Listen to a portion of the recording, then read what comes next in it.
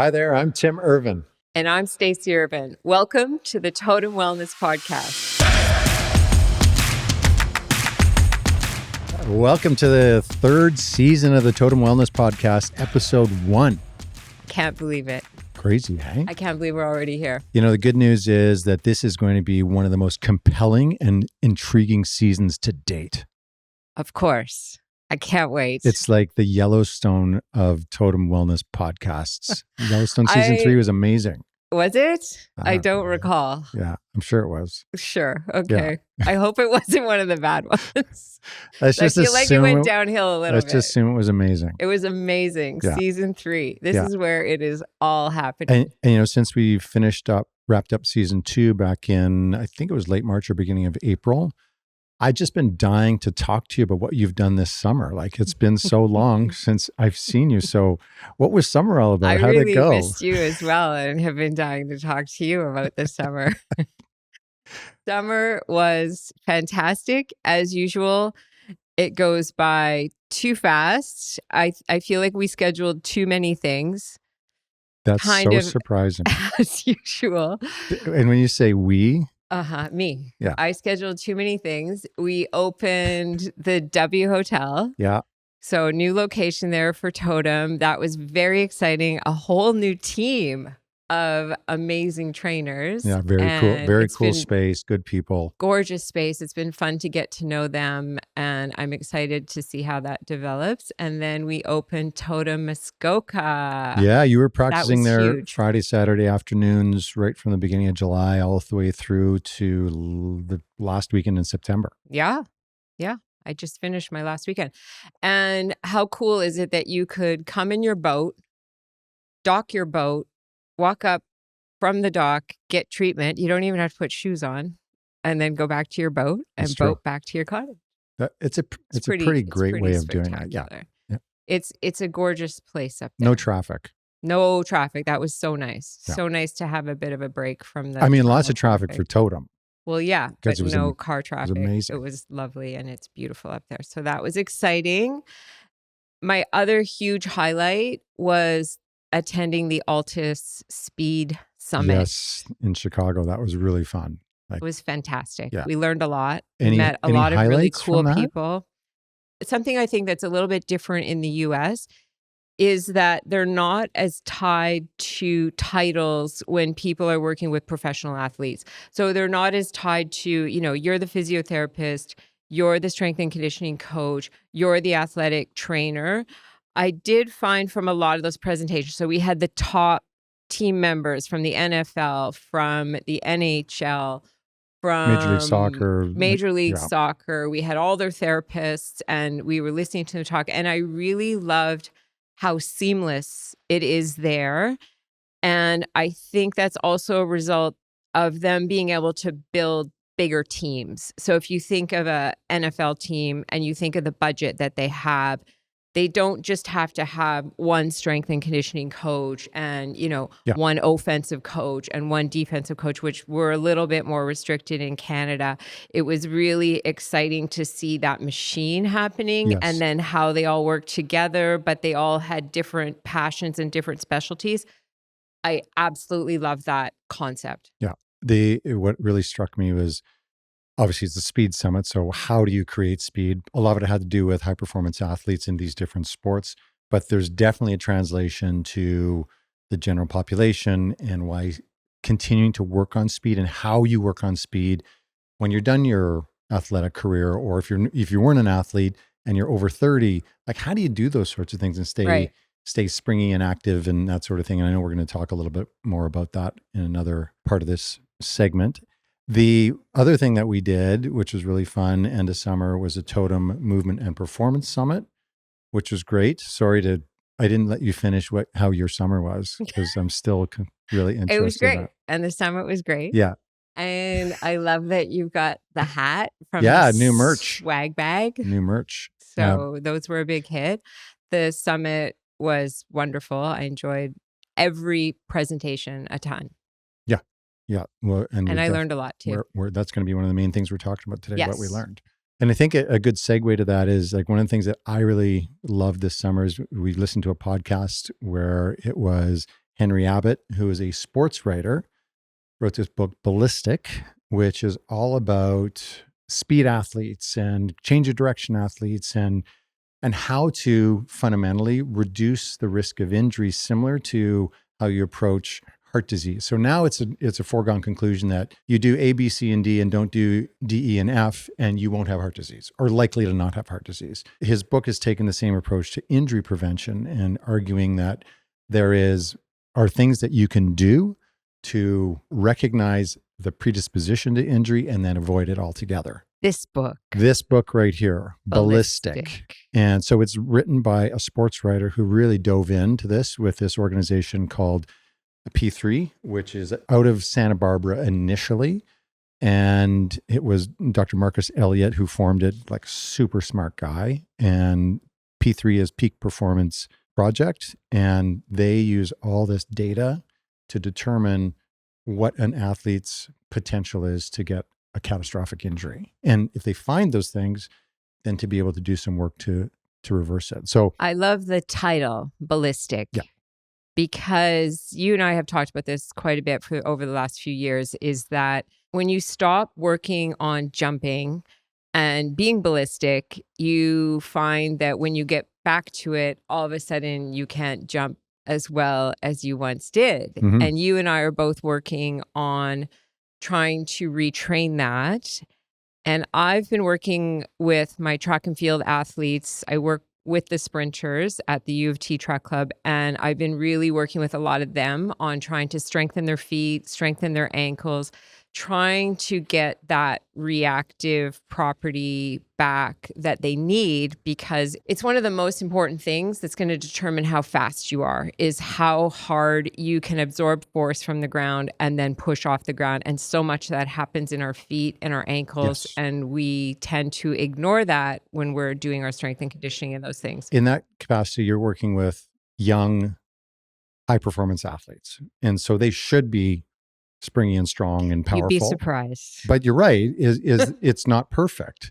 Now, I'm going to talk about a cautionary tale for myself, which in early 2019 had these foot problems, couldn't run. Then I ran into a back problem 8 months after that, couldn't run. So I didn't actually do any kind of running at all for over a year, just injury related. And when I went back to running, like my legs literally felt dead. And for me, I'd always felt very alive and springy in my legs. And so let's call that early 50s. And now I start to understand that time off of doing springy stuff deconditioned me so much. It was very difficult for me to get back to any level. And so I've been very meticulous and slow about moving it forward so I don't injure myself, to become a little bit more springy, to do some of these ballistic movements. And so this book for me really resonates from that perspective. It's also my background, as you know, as a master's in biomechanics. This is all about biomechanics and how to use your proper biomechanics to reduce the risk of injury, which also translate to older populations, because if you're springier, the risk of falling goes way down. And that's a big mortality issue for older populations. Yeah, and balance and all your proprioception in your feet. And I think we both understand that this is crucial for everyone to work on. And so then we did the segment on the morning show just about jumping and about skipping. We saw some great skipping from the hosts. And I think that was a good way to talk to people about what do you actually do. And it's not complicated. And I think that is also what you said about this book, because Henry Abbott is not a science guy. Mm-hmm. He is a journalist that's written this book. So he's got it more in layman's terms. Yes. You're reading it first, so I'm very excited to read it. But I think that we have to just think about that. We can all break it down and we can talk about how complicated it is. There's the other end of this extreme, which is all these TikTok videos of like wake up in the morning and jump 100 times. And we are not recommending that, because I just don't think that, again, it's taking it to an extreme. People get these ideas and then they take it to a stupid extreme and then they get injured. So we're not recommending that, but we are recommending things like make sure your feet are strong, add some skipping into your workouts, add skipping. So with my track and field athletes, we don't necessarily just do jogging for warm up. We do a lot of skipping because it's way better for your feet. It's way better for your ankles. And then going from 2 feet to 1 foot and then, doing lateral skips in all different directions is a real practical way to say to anyone, you could be in your 80s. We probably have clients in their 80s. I'm doing it with 80-year-old clients. Right. So you could start this at any time and you will notice the benefits from it. So Ballistic. Let's get more ballistic this year. Yeah. Great point. And to be fair to you too, you do know what's in this book because we listened to a great podcast. Yes, that was good. The Dr. Stephanie Estima podcast where Henry Abbott was on it. And it was funny because I thought he was a biomechanist and he's like talking like very layman terms and giving her all the credit on the academic, which makes total sense. Great. So I didn't know that he was a journalist, sports journalist. One of my favorite parts of the podcast was when they tested, who was it? It was James Harden. James Harden. Yeah, NBA superstar. And then they found out that he didn't do well on any of the tests. Yeah, he was average in all these tests. For these guys, he's an MVP of the league. He's like one of the best players of his generation, and he was just tested average. This is a crucial piece of information that I think we're going to start to hear a lot more about in the coming years for elite athletes, is probably anyone. They realized after testing James that we must be missing something. He's the best player in the league. He's not scoring well on these tests. What are we missing? And then they realized that they needed to test deceleration. So how fast can you slow down? Yep. And then they found that he was one of the top at deceleration. So then I'm thinking about our daughter who is an elite soccer player. Deceleration would be equally as important in a game like soccer, obviously basketball and football, that we don't really train deceleration. We train acceleration all the time. We talk about your first 3 steps, your first 5 steps. How fast can you get from stop to go? I have not really been in many training situations where we're talking about how fast can you slow down. Yep. That's fascinating. I agree. And that's really cool information that I think we're going to start to use. And from an athletic standpoint, it's change of direction. So change of direction is deceleration. Right. So all these eccentric contractions to get you're moving one way and then you quickly go another way. And he was like one of the best ever at being able to change direction, especially going forward to backwards. Right. Create all this space and make his shots way easier to make because he's created the space. Fascinating. I love when science, gives us some practical information. Yeah, absolutely. So we recommend that book. We do. And the thoughts around it. So let's talk a little bit about the Totum Movement and Performance Summit. So fun. Why? Why was it fun? Great information, a great group of people attending, a lot of practical information, a lot of really inspiring conversations. Kicked off by Dr. Waj Hoda, who talked about dynamic neuromuscular stabilization, DNS. And for those of you that don't know what DNS is, it sounds very complicated. It is a study of kinesiology of human movement and coordination. A lot of it's related to core and core stabilization. That's where the word stabilization comes from. And a lot of the science was done by these neuroscientists who were looking at babies. Right. Not trainers, not physiotherapists, they're neuroscientists. And just tons of data watching babies move and how they developed. And then comparing normal development to abnormal development and then kind of seeing what the repercussions of that were. Now there's a whole training system based around it. Yes. Waj told a story about his son, who is a basketball player.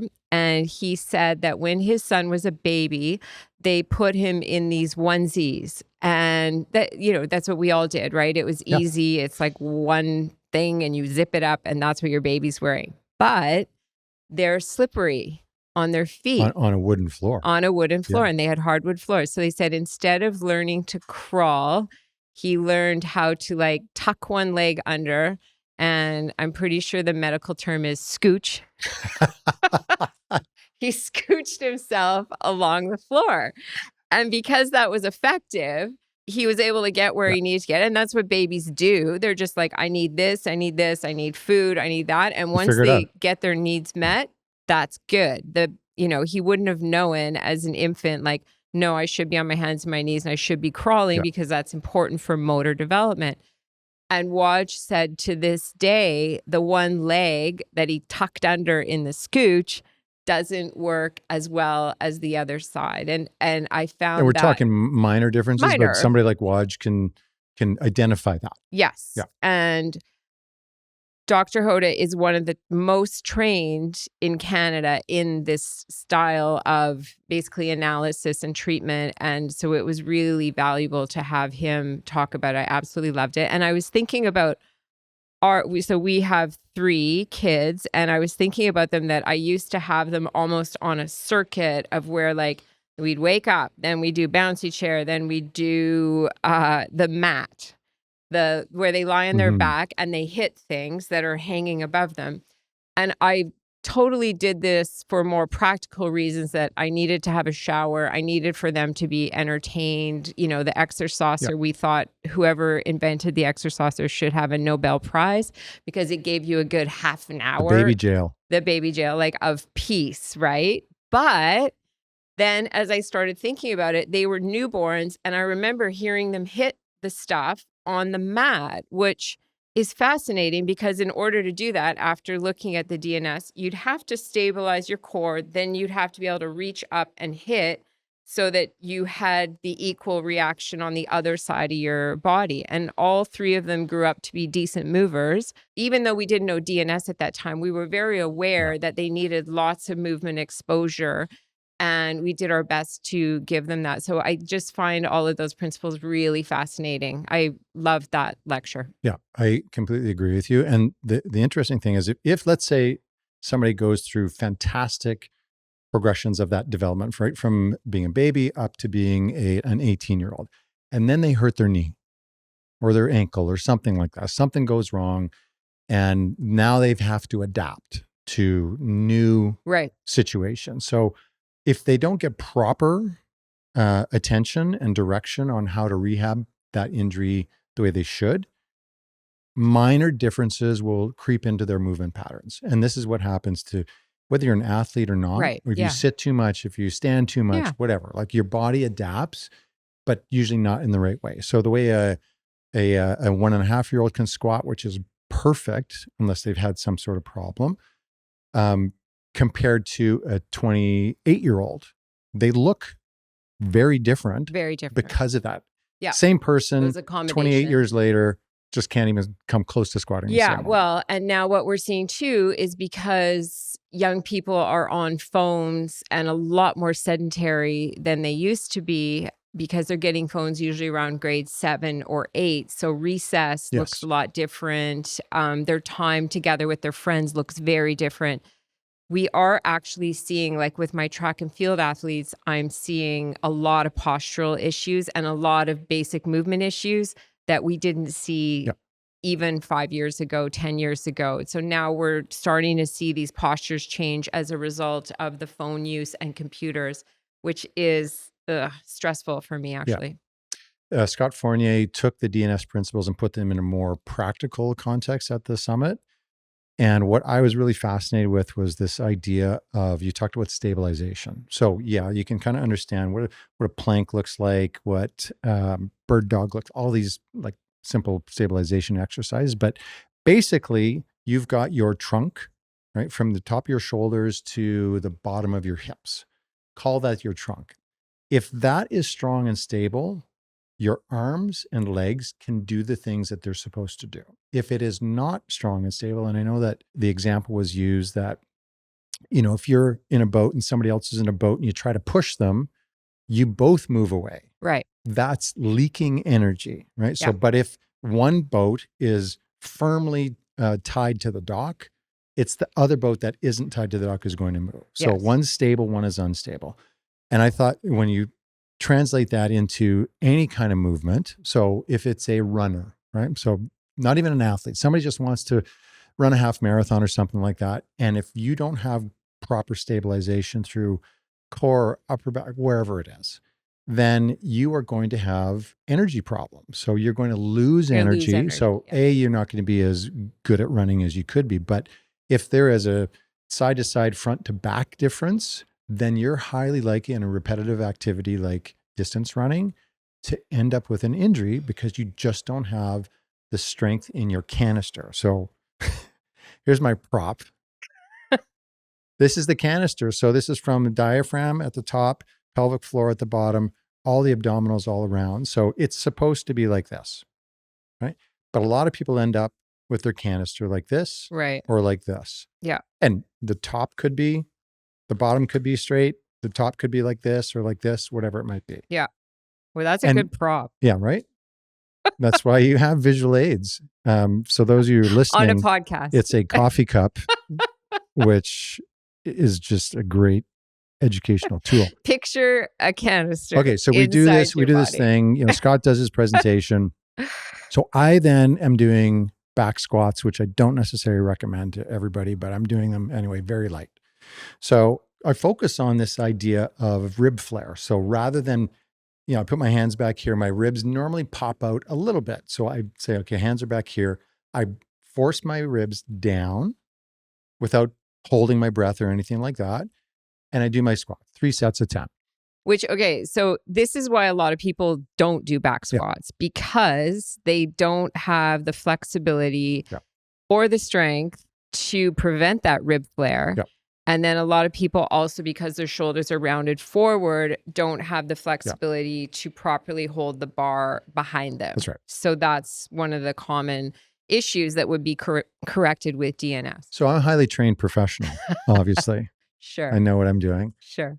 Which is why I keep the weight really light. Anyway, I do these sets because I've been doing them the last couple of months, but occasionally, not consistently. But my legs were really stiff the next day, like because you same changed weight the technique because I changed my canister. That's fascinating. So my legs worked a lot more effectively, right? And I was like fascinated by that. I thought that that's such an interesting phenomenon coming from what I would almost characterize as a micro adjustment, because I don't have huge rib flare. I definitely have some rib flare, but to just get the canister in the right shape was incredible. And that's like a big piece that I took from Scott's presentation on the practical side of things is alignment, proper stacking. Right. So he showed a bunch of pictures of, could be a pitcher that is really extended, or a DNS athlete that literally went to the founders of DNS is Roger Federer. So they cleaned up his He's movement. An all right athlete. Yeah, he's an all right athlete. Djokovic, same thing. Another so they all trained they trained with him. Jaromir Jagr. And they are absolutely certain that the work that they did extended their professional careers 5, 6, 7, 8 years because they cleaned up all these problems with their movements, similar to what P3 does. They clean up the problems so that the body doesn't have to accommodate these issues. Yeah, and we would probably assume, because I saw they threw up pictures of Usain Bolt and all that during these presentations, and I would guess that, let's say years ago, really exceptional athletes probably naturally have all this working for them. They, they developed well as babies and children, and they continued on a path of having everything stacked where it should be. And that's just the way they were born, essentially. And that's why they became one of the top athletes in the world in whatever they were working on, because they innately could do this. Now we know the tricks. So, well, and you think about somebody like Tiger Woods, right? Yeah. So he had all that naturally. He was amazing. And then he really started to lift heavy, deadlift, back squats, all this stuff that, why does a golfer need that? It all went to hell. And get all big. And he got all big. And then his golf career really went sideways, particularly with the back injuries. So I'm really excited because I'm DNS. This is my worldwide announcement that I'm going to use up my last year of eligibility for football. Oh, you're coming back. Next year, I'm coming back. Wow. Yeah. Worldwide announcement. I think anyone's that worried about it, but okay.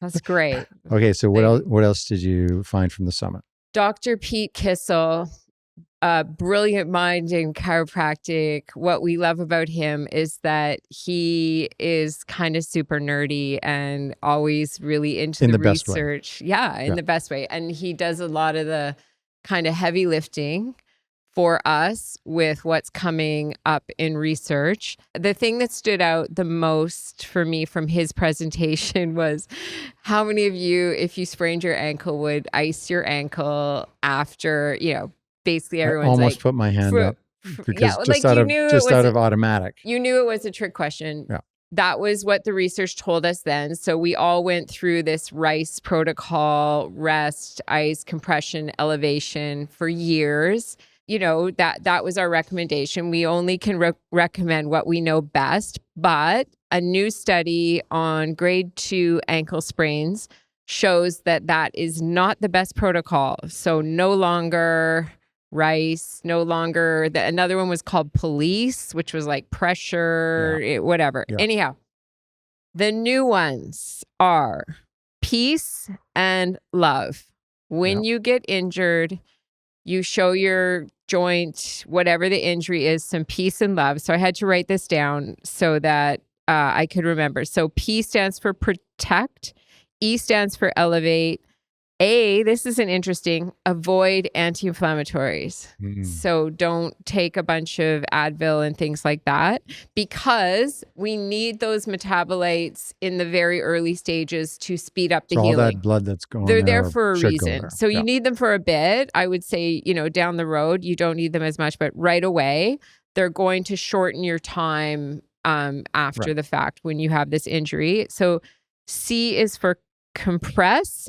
And E is for educate. And educate means basically training someone on what can you do outside of your injury? What do you do when you're sleeping? Just kind of like best day-to-day practices for whatever injury they have. Obviously, we all believe in that. That's a no-brainer.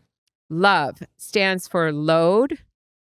This one is very interesting. And, I have a theory about this as well. We both. I know what you're going to say. As soon as you put pressure on it, you load it.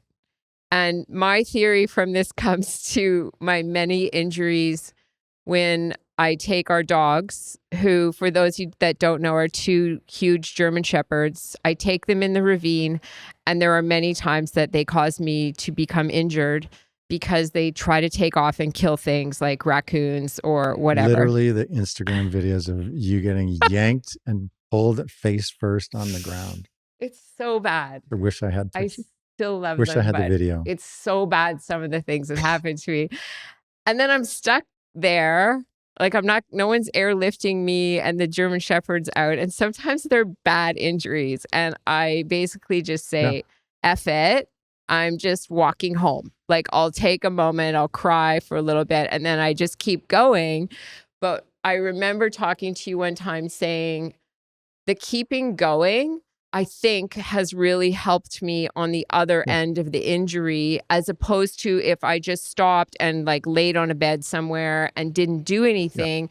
Now, this is like, I didn't have a fracture. I wouldn't recommend this with a fracture, but I had some bad like sprains and strains and things like that, and contusions. I would channel, this is nothing the same, but I'd be like, if someone was chasing me or if I was in combat, I'd have to keep going. Yeah. So people can keep going. Human beings have the ability to keep going. And it was always remarkable how much better, once I forced myself to start walking, how much the pain would go down. Yeah. Versus if you're in a situation where you sprain your ankle and then you lie down right away, that pain doesn't go away for a long time. So I'm a big fan of this load idea. As soon as you can, you load it. So that's the L for love. O is optimism. So I guess like not catastrophizing what's happening, trying to be optimistic. It's not the end of the world. So the psychology of it, if you're like, oh my God, I'm hurt, it's so bad. Yeah. Versus, hey, I just got an injury, I'll get over this. We know that for many medical conditions that your attitude really impacts your outcome. So again, this is based on research. Well, your attitude, it's well known, affects your altitude. Not really, but anyhow. V is for vascularization. So this is interesting where some of the ankle sprains, they actually wanted to increase the vasodilation. So they were using heat right away after, and they found that that blood flow was very helpful. Yeah, okay? And that's for the duration of the injury. So it would help to cut down the total time. Yeah. Which makes sense. Back to play. Speeding up healing. That's what we're talking about. And then E is exercise. Same thing. So no matter what your injury is, we know that if you get moving right away. So even people with knee surgery or any other type of surgery, get on the bike, do whatever you can, do upper body work, do core work, but just make sure that you've still got blood flow. You've still got, circulation as best you can. Yes. So of Pete's talk, that's the one that I took away that was super important for all of us to know. Well, especially for what you do. Exactly. Yeah. My second one is related to the women's health panel. So that was you, Nikki Fraser, Dr. Amanda Maroney, who were talking about all things women's health, and it's kind of dispelling some myths, but just there's so many questions. The one thing, as you three were talking and answering questions by the team, we had women asking questions, males asking questions. And I thought, this is so important for everyone, and obviously women primarily, but for men that treat women who are in menopause or perimenopause, male coaches of female athletes, and like understanding what happens with perimenopause, menopause, the menstrual cycle, and how that affects a woman's ability to physically perform, to show up mentally. Like, even if it's a work environment or a relationship, if you're in a long-term relationship, if it's your mom, if it's your grandmother, if it's whoever, and you kind of understand more about these women's health topics, it will actually pull back the curtain a little bit about what that person is going through, which obviously the medical profession has historically been male dominated. Everything up until the last 10 to 20 years has been from a male perspective. So all the treatments, all the approaches are male-focused treatments and approaches. So to be able to learn and understand as a male what's important to that female brain and body, like, it's been one of the most interesting things for me to have an aha moment. No, sometimes it's moment. Yeah, I got to get out of the house. Pay attention. I'm out of here. Stacy's having a moment. I thought that was really interesting. And I had a couple of the male members of our team come up to me after, which was also great, and say, how do you have these conversations? So the basic premise was, from my perspective, if you are training an athlete and they're not having regular menstrual cycle, regular periods, basically, that we know now from the research that they are not going to be getting the results that they could be from their training, because there's something else really not going well with them metabolically, and that you need to get to the bottom of that. And then I was also interested because it always kind of sounds like I'm giving the guys a hard time, but I love my male athletes as well. But I joke that they show up with a list of like 5 things that are going tough for them that day. And, we go through the list, whereas lots of times my female athletes won't complain and they won't say anything. And then Dr. Hoda said to me, guys express vulnerability in a little bit different way sometimes. And I do think that these principles that we were talking about definitely apply both to males and females, in that if you're not getting the basics, sleep, nutrition, mental health, if one of those pieces is totally off the rails, you're not going to get results on the other things that we're working on, whether it's injury rehab or whether it's strength and conditioning or whether it's actual elite athletic performance. You really need to understand, is the person you're working with healthy, so that you can then work on the things that you need to work on. And I thought it was a very good conversation, understanding that, yes, men and women are different. And we really should figure out, if you're a really good healthcare practitioner, figure out how to have those conversations with all of your patients, both groups. I thought that was great. Well put. Okay, so your third and final for this episode, learning from the summit. Well, that was with Chris. Yeah, Chris Robertson. Chris Robertson. Who is the Toronto Argonauts, Raptors 905, sports scientist and strength and conditioning coach. Yes. And he talked about a few things. The first one was about biases. And you were going to talk about some of the biases that what I found really interesting. And I thought back to when I started as a personal trainer. Right. So this is human nature, right? We all have our thoughts about things and we'd like to be right about our thoughts. So we use confirmation bias to make sure that we're right. So that's just the way that we support ourselves. And from a knowledge perspective, we don't want to be wrong. So we're going to stick with our biases in whatever it is. So in the health and wellness, strength and conditioning world, whatever we've learned and we think is the right way, of course we want to learn more, but we've done something a certain way. So we've had success with it. And this is the result we get. So if I think about when I started as a personal trainer, I've done tons of heavy lifting, powerlifting, like athletic stuff. And so then what do? I've got a master's degree, but no one ever taught me how to apply that master's degree information to a 62-year-old man or woman, right? So I would use my experience and my biases to train them similarly to how I would train myself, less weight, whatever, back squats, deadlifts, sometimes cleans. Not back squats. Oh my God. Well, back then, yeah. So those sorts of things were, and one instance in particular, I would get so excited about the client's enthusiasm, not knowing that this client didn't need more enthusiasm. They needed the reins, right?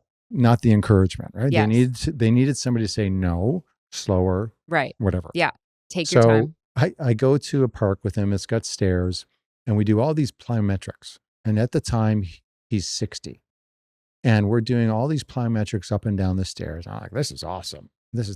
And now I think about it, I'm like based on what we just talked about with Ballistic, this was such a bad thing to do with this person. But my biases kind of drew me into that. And of course, you learn more, you have experiences, and your biases change. And so now I do understand, and Chris did an excellent job presenting this. And his whole presentation was the marriage of medical within professional sport and strength and conditioning, and how they're coming together to talk together for the benefit of the athletes. Right. And they all have their own biases. That's right. So bringing all that in and understanding that these biases exist, and how do we get on the other side of them to be able to deliver to the person what that person actually needs. That was such a good presentation. And I was so happy that we ended with that one. The piece that he brought up at the very end, which we did in a breakout group, is where do you feel most vulnerable? Oh yeah, that was amazing, awesome, and kind of like when you think about how he described what he was working towards, this marriage of medical and strength and conditioning. You'd think how does that even relate? But we don't spend enough time feeling vulnerable in our industry. Our industry is a lot about strength and power. And in many ways, when you look at what's on social media, it's all about, look at how well I can do this. Look at how good I look in this. And who's right and who's wrong. And I'm smarter than you, and I can train harder than you. And really, what I think came out of that conversation and meeting with all those different people, because we had doctors there and we had rehab professionals there and we had strength and conditioning people there, and we had athletes and all different types, everybody coming from different directions. I think that where you really learn is, where do you feel vulnerable? Because if you're not willing to admit, this makes me feel vulnerable, I'm not comfortable with this, you're not going to be able to move past it. You're going to be able to lean into your strengths, and say, I'm really good at these things. And then when you get into a group of a bunch of different people, you're always just going to try to play to your strengths. But if you can be comfortable enough in your group to say, no, this part makes me feel really vulnerable. I'm really nervous about it. And it would go for an athlete too. And it would go for anyone training. This is a kind of a story that we've talked about a lot, is that really flexible people love to do yoga. And really strong people who aren't flexible hate yoga, and they want to hit the gym, and they want to, kind of really impress everyone in the gym because they're benching 200 pounds and they feel really comfortable in that environment. And people who are dancers really love to go to a class and really love to show, like, I can pick up these moves right away and I can do them really well and I can express myself really well. We always tend to go to those movement things that we're strong at. But the huge learning comes from saying, okay, what makes me feel vulnerable? What do I feel uncoordinated? What do I feel nervous about? And we have to go into those things. Maybe it's jumping. Maybe it's, working on range of motion. Maybe it's lifting really heavy things, or who knows what it is. But it's really important to understand that if you're willing to admit what makes you feel vulnerable and you're in a supportive group, you're going to jump ahead in a big step. Absolutely. Like, it was such a great way to end the whole summit because people got real. Like, it was, small group breakout. And then the responses that people had after that, the sharing that they did. It was the best. Yeah, it was really good. A good way to end our podcast. Yeah. Wow. Just wrapped it right up. Just this episode. All right. Well, it's great to be back and so nice to see you again. So nice to see you again. Yeah, it's been so long. So good to talk. Episode 1 in the books. Looking forward to our guests this season. Our guests, the lineup is fantastic. It is. I'm really excited about it. We need to get our listeners to subscribe. Yes. Yeah. Share this with lots of people. Yes. Yeah. That's all I know about that. We're so good with the social media stuff. So bad with Please send this around. Yeah. And to our sponsors, we can't wait to hear from you. This coffee cup company. Not a sponsor. Not a sponsor. Totum Life Science. Totum Life Science. Total sponsor of this podcast. Yeah. Probably work on that. Thanks, Tim. Bye-bye. Bye.